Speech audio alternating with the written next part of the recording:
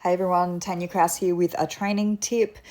When it comes to your riding sessions, you have to know if you are in a session where the goal is progress, you're in a session where the goal is maintaining, or if you're in a session where you're simply trying to avoid going backwards.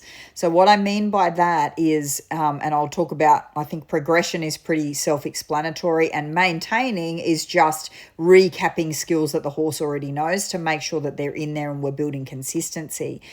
Sometimes you've got to do a session where you're just doing a session so you're not going backwards. So with my green horses or my colts, I might get on them, sit on them, walk a circle and get off because the environment might be dangerous, or maybe they're, a little bit up or whatever. I might just get on their back so I can maintain it and not go backwards.